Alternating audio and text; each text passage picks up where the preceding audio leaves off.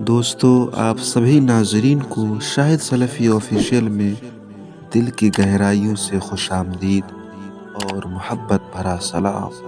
السلام علیکم ورحمۃ اللہ وبرکاتہ۔ دوستو آج ہم بیان کریں گے بنی اسرائیل کے گائے کا ایک واقعہ۔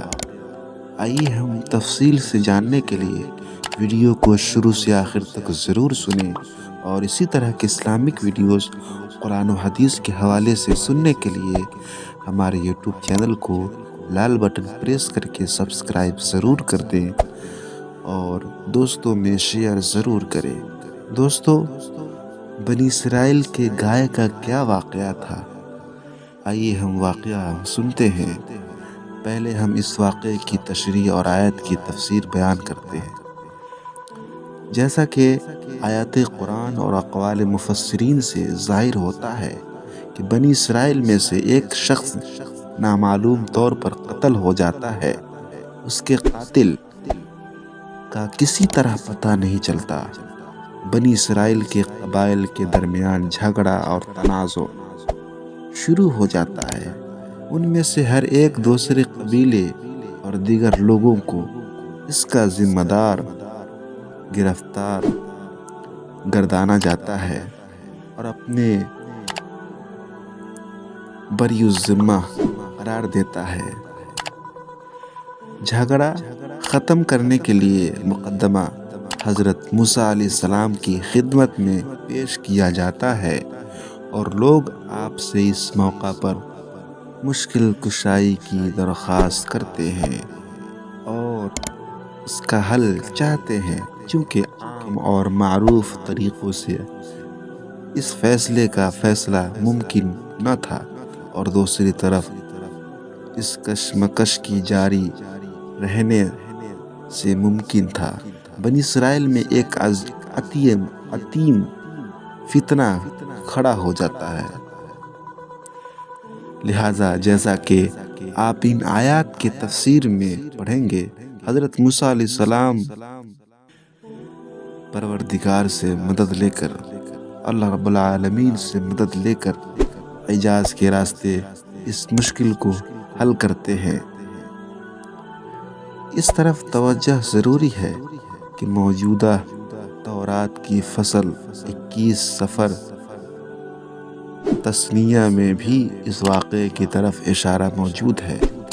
البتہ موجودہ تورات میں جو کچھ ہے وہ ایک حکم کی صورت میں ہے، جبکہ قرآن میں جو کچھ ہے وہ ایک واقعے کی صورت میں ہے۔ بہتر حال وہ ہے فصل 21 میں پہلے جملے سے لے کر 9ویں جملے تک کی عبادات کچھ یوں ہے: اگر کسی مقتول کو ایسی زمین میں جو خداوند عالم نے، اللہ رب العالمین نے تجھے میراث دی ہے، صحرا میں پڑا دیکھو اور معلوم نہ ہو سکے کہ اس کا قاتل کون ہے، اس وقت تیرے مشائخ اور قاضی باہر جا کر ان شہریوں کو، ان شہروں کے فاصلے کی پیمائش کریں جو مقتول کے ارد گرد ہیں، اور وہی شہر مقرر ہے جو مقتول کے زیادہ قریب ہے۔ اس شہر کے مشائخ ہی اس گائے کو ناہوار میں ایسی جگہ لے جائیں، ناہوار ایک جگہ کا نام ہے، ایسی جگہ لے جائیں جہاں کوئی کھیتی باڑی نہ ہوئی ہو، وہیں درہ کے دروازے پر گائے کی گردن کاٹ دیں۔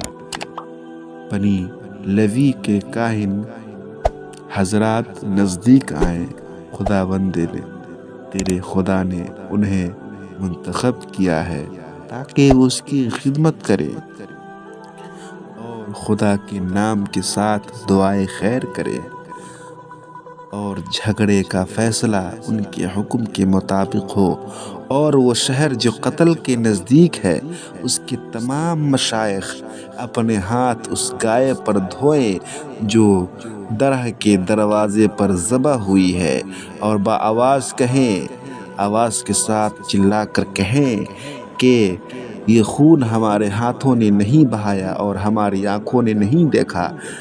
اے خداوند، اپنی قوم اسرائیل کو کہ جسے دوبارہ تو نے خرید کیا ہے بخش دے، اور اپنی قوم اسرائیل کو ناحق سے منسوب نہ کر، اور وہ خون ان کے لیے معاف ہو جائے۔ اس طریقے سے خون ناحق اپنے درمیان سے رفع کرے گا، کیونکہ خداوند کی نظر میں وہی درست ہے جیسے تو عمل میں لائے گا۔ قرآن نے فرمایا، یاد کرو اس وقت کو جب موسیٰ علیہ السلام نے اپنی قوم سے کہا تھا، قاتل کو تلاش کرنے کے لیے پہلی گائے جو تمہیں مل جائے اس کو ذبح کرو۔ وَإِذْ قَالَ مُوسَىٰ لِقَوْمِهِ إِلَى آخر الآیہ۔ انہوں نے بطور تعجب کہا کہ میں خدا سے پناہ مانگتا ہوں کہ میں جاہلوں میں سے ہو جاؤں۔ قال اعوذ باللہ ان اکون من الجاہلین، یعنی استہزاء اور تمسخر کرنا، مذاق کرنا نادان اور جاہل افراد کا کام ہے، اور خدا کا رسول یقیناً ایسا نہیں ہے۔ اس کے بعد انہیں اطمینان ہو گیا کہ استہزاء مذاق نہیں بلکہ سنجیدہ گفتگو ہے، تو کہنے لگے، اب اگر ایسا ہی ہے تو اپنے پروردگار سے کہیے کہ ہمارے لیے معین کر دے کہ وہ گائے کس قسم کی ہو۔ اپنے خدا سے کہو، ان کی قوم کہتے ہیں اپنے خدا سے کہو۔ ان کے سوالات میں یہ ہے جملہ آیا ہے کہ اس میں ایک طرح کا سوء ادب یا سربستہ استہزاء مذاق پایا جاتا ہے۔ یہ کیوں نہیں کہتے تھے کہ ہمارے خدا سے دعا کیجیے؟ کیا وہ حضرت موسیٰ علیہ السلام کے خدا کو اپنے خدا سے جدا سمجھتے تھے؟ بہرحال حضرت موسیٰ علیہ السلام نے ان کے جواب میں فرمایا، خدا فرماتا ہے، ایسی گائے ہو جو نہ بوڑھی ہو اور بیکار ہو چکی ہو، اور نہ ہی جو ان بلکہ ان کے درمیان ہو۔ قرآن کی آیت ہے اس مقصد کے لیے کہ وہ اس سے زیادہ اس مسئلے کو طول نہ دے اور بہانہ تراشی سے حکم خدا میں تاخیر نہ کریں۔ اپنے کلام کے آخر میں مزید کہا، جو تمہیں حکم دیا گیا ہے جتنی جلدی ہو سکے اسے انجام دو۔ فَافْعَلُوا مَا تُؤْمَرُونَ، لیکن انہوں نے پھر بھی زیادہ باتیں بنانے اور ڈھیٹائی دکھانے سے ہاتھ نہیں اٹھایا، اور کہنے لگے، اپنے پروردگار سے دعا کرو کہ وہ ہمارے لیے واضح کرے کہ اس کا رنگ کیسا ہو۔ موسیٰ علیہ السلام نے جواب میں کہا، وہ گائے ساری کی ساری زرد رنگ کی ہو، وہ گائے ساری کی ساری پیلی رنگ کی ہو، جس کا رنگ دیکھنے والوں کو بھلا لگے۔ قرآن کی آیت ہے۔ خلاصہ یہ ہے کہ وہ گائے مکمل طور پر خوش رنگ اور چمکیلی ہو، ایسی دیدہ زیب کی دیکھنے والوں کی تعجب میں ڈال دے۔ تعجب کی بات یہ ہے کہ انہوں نے اس پر اکتفا نہ کیا، اور اسی طرح ہر مرتبہ بہانہ جوئی سے کام لے کر اپنے آپ کو اور مشکل میں ڈالتے گئے۔ پھر کہنے لگے، اپنے پروردگار سے کہیے کہ ہمیں واضح کرے کہ یہ گائے کام کرنے کے لحاظ سے کیسی ہونی چاہیے، کیونکہ یہ گائے ہمارے لیے مبہم ہو گئی ہے، اور اگر خدا نے چاہا تو ہم عدالت پالیں گے، ہم ہدایت پالیں گے۔ حضرت موسیٰ علیہ السلام نے پھر سے کہا، خدا فرماتا ہے، وہ ایسی گائے ہو جو اتنی سدھائی ہوئی ہو جو نہ زمین جوتے اور کھیتی سینچے، ہر عیب سے پاک ہو، حتیٰ کہ اس میں کسی قسم کا دوسرا رنگ نہ ہو، کہ اب بہانہ سازی کے لیے ان کے پاس کوئی سوال باقی نہ تھا۔ جتنے سوالات وہ کر سکتے تھے سب ختم ہو گئے تو کہنے لگے، اب تو نے حق بات کہی ہے۔